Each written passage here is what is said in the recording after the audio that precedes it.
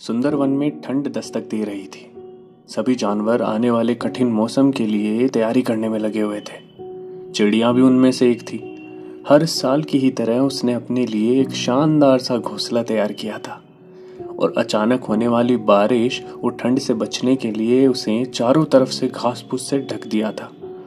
सब कुछ ठीक चल ही रहा था कि एक दिन अचानक ही बिजली कड़कने लगी और देखते ही देखते बारिश होने लगी।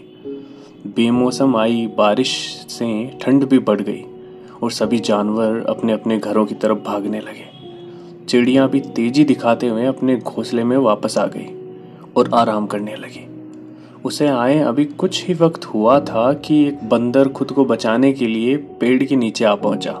चिड़िया ने बंदर को देखते ही कहा, तुम इतने होशियार बने फिरते हो तो भला ऐसे मौसम से बचने के लिए घर क्यों नहीं बनाया।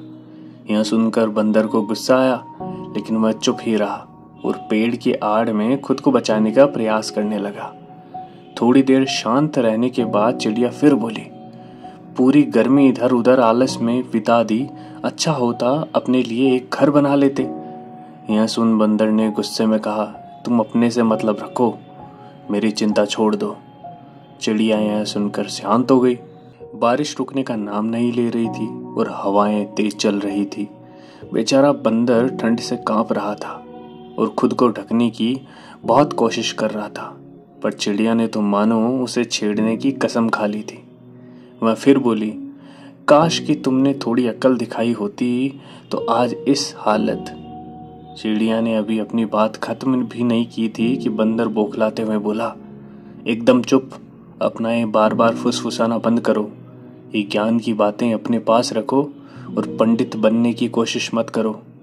चिड़िया फिर चुप हो गई। अब तक काफी पानी गिर चुका था। बंदर बिल्कुल भीग गया था और पूरी तरह से कांप रहा था। इतने में चिड़िया से रहा नहीं गया और वो फिर बोली, कम से कम अब घर बनाना सीख लेना। इतना सुनते ही बंदर तुरंत पेड़ पर चढ़ने लगा। भले मैं घर बनाना नहीं जानता, लेकिन मुझे तोड़ना अच्छे से आता है। और ये कहते हुए उसने चिड़िया का घोंसला तहस नहस कर दिया। अब चिड़िया भी बंदर की ही तरह बेघर हो चुकी थी और ठंड से कांप रही थी। तो दोस्तों, कहानी का सार है कि ऐसा बहुत बार होता है कि लोग मुसीबत में पड़े व्यक्ति की मदद करने के बजाय उसे दुनिया भर की नसीहत देने लगते हैं। वयस्क होने के नाते हर कोई अपनी स्थिति के लिए खुद जिम्मेदार है।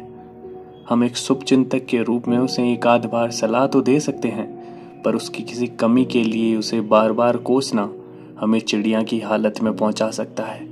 इसलिए किसी मुश्किल में पड़े व्यक्ति की मदद कर सकते हैं तो करिए, पर उसे बेकार के उपदेश मत दीजिए। हाय गाइस, अगर आपको स्टोरी पसंद आती है तो प्लीज़ लाइक करें और सब्सक्राइब करें। और आगे की अपडेट्स जानने के लिए और स्टोरी सुनने के लिए प्लीज़ बेल आइकन को ज़रूर दबाएं।